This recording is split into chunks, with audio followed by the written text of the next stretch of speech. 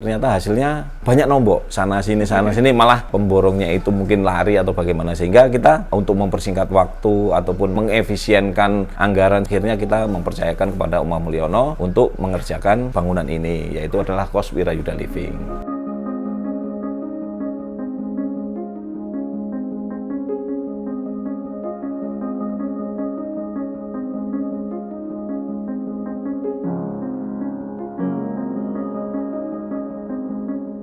Mas Yuda sama Mbak Ajeng hire kami untuk membuat bangunan kos eksklusif. Kita lihat geografisnya atau lokasinya tanah yang dimiliki oleh Mas Yuda dan Mbak Ajeng itu sangat dekat sekali dengan Universitas UII. Pertama itu. Terus di sini juga industrinya juga udah padat ya gitu. Kenapa kita memilih Omah Mulyono yang kita percayakan untuk kos kita? Yang pertama tentu saja adalah rekomendasi dari teman bahwa dia sudah pernah menggunakan jasa Omah Mulyono dan hasilnya sangat memuaskan. Berdasarkan pengalaman saya dulu, saya juga pernah punya pekerjaan membangun rumah yang ada di Surabaya. Kita coba kerjakan sendiri, tetapi ternyata hasilnya banyak nombok, sana sini malah sampai istilahnya pemborongnya itu mungkin lari atau bagaimana, sehingga kita untuk mempersingkat waktu ataupun istilahnya mengefisienkan anggaran segala macam, akhirnya kita mempercayakan kepada Omah Mulyono untuk mengerjakan bangunan ini, yaitu adalah KOS Wirayuda Living.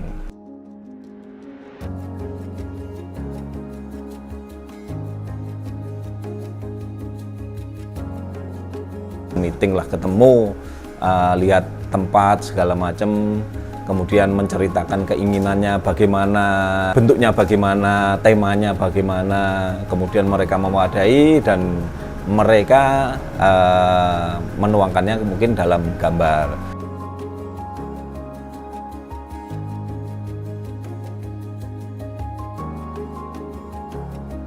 Kita sebenarnya juga paling enak ya diskusi dengan klien itu menyebutkan nominal di awal sih sebenarnya.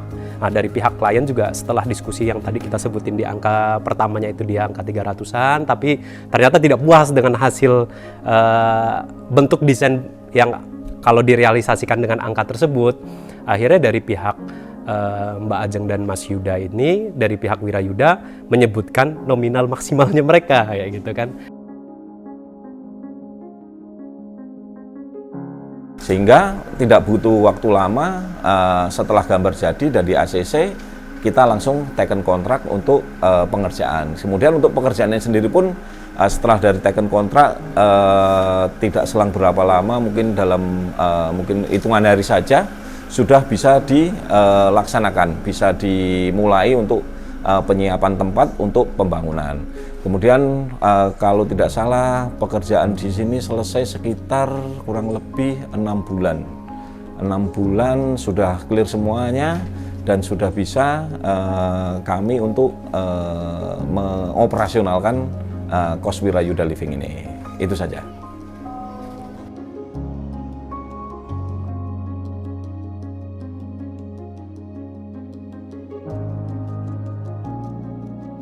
Nah, di mana kos-kosan eksklusif itu juga kita konsepkan biar tidak monoton, itu fasilitas-fasilitasnya juga kita lengkapi. Kamar mandi dalam, kamar yang luasannya proper kayak gitu kan. Terus suasana area kamarnya juga yang nyaman.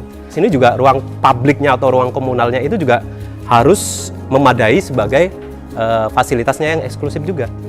Desainnya atau di review bentuk bangunannya terlihat itu di space ruangnya itu memadai untuk parkir mobil, terus ada ruang untuk dapur masak bersama. Di atas juga, paling atas di rooftopnya itu nanti ada ruang berkumpul bersama.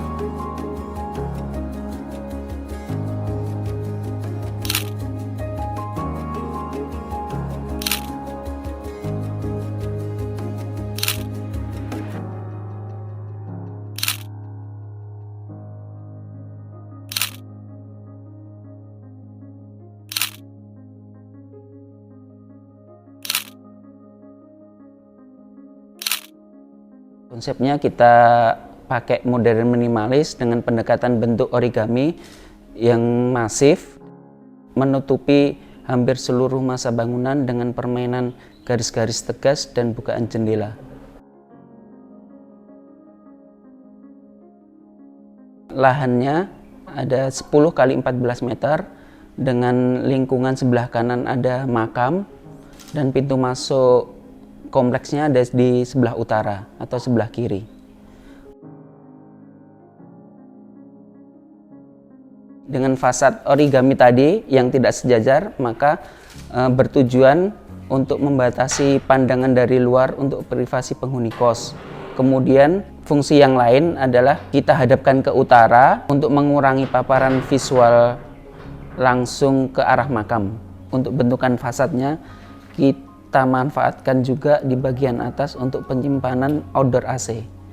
Untuk zonasinya kita bagi dua sesuai lantai. Kebetulan untuk lantai atas kita pergunakan untuk kos eksklusif. Kemudian yang bagian bawah 2 kamar ini untuk homestay modelnya.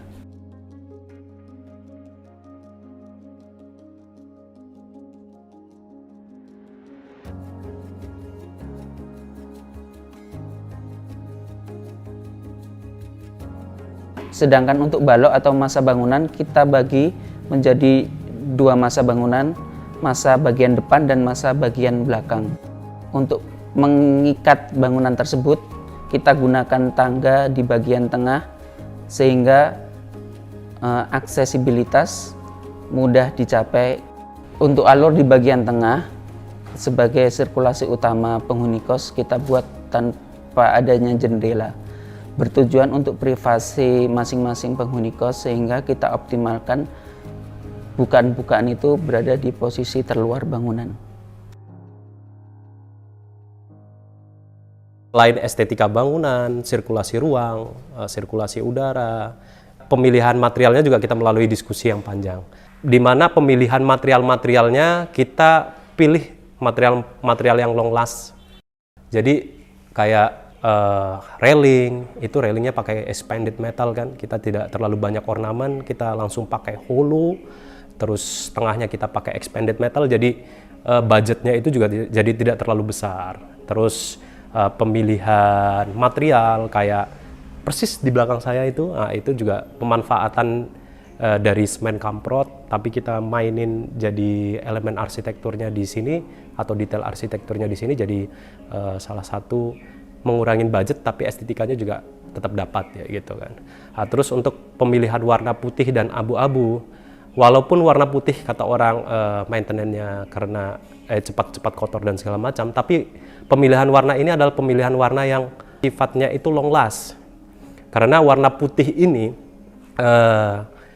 ibarat kata kayak kanvas. Jadi furnitur itu nanti ibaratnya goresannya di kanvas tersebut. Jadi ketika itu warna putih, semua furnitur atau semua garisan nanti akan lebih matching kayak gitu. Karena ini temanya arsitekturnya modern, tapi di mix dengan model Skandinavian. Jadi tema-temanya kita juga pilih dengan warna-warna putih, warna abu-abu, serta warna hitam. Nanti di mix dengan material-material atau furnitur yang sifatnya warna-warna kayu juga dia akan tetap masuk. Terus lightingnya juga itu berpengaruh. Jadi kita tampilkan dengan warna-warna yang hangat. Di mix semuanya itu jadi temanya kita dapat.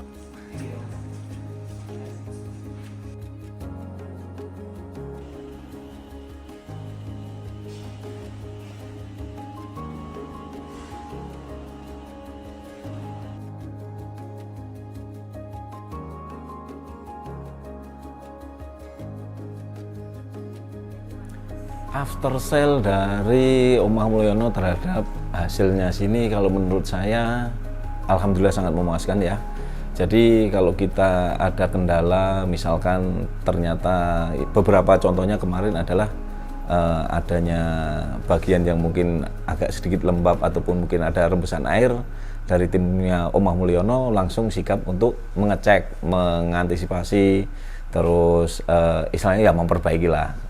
Mereka juga memberikan saran-saran ini yang menurut mereka lebih efisien bagi kita sebagai seorang pemilik, sehingga akan menghemat dari anggaran yang ada. Misalkan contohnya terkait furniture segala macam yang ada di kos ini, salah satunya juga rekomendasi dari dari timnya Oma Mulyono bahwa bisa menggunakan dari satu merek ini ataupun ini. Mungkin di bulan-bulan ini bisa cek di toko ini biasanya ada diskonan. Nah, mereka bisa merekomendasikan sehingga kita bisa agak menekan lah, bisa uang jajan saya agak nambah dikit lah untuk ini, untuk penghematan itu, seperti itulah. Pokoknya mereka bisa merekomendasikan bagaimana pemilik itu mendapat bisa mengeluarkan anggaran seefisien mungkin, tapi mendapatkan hasil yang maksimal gitu.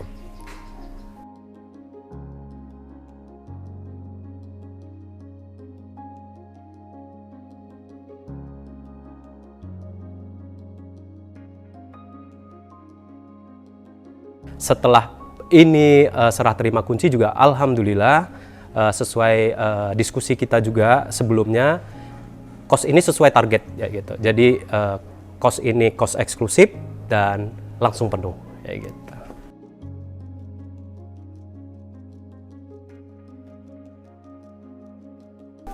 Kalau nominal kemarin kira-kira mungkin dari RAB-nya sekitar berapa Pak? Sekitar 900 juta.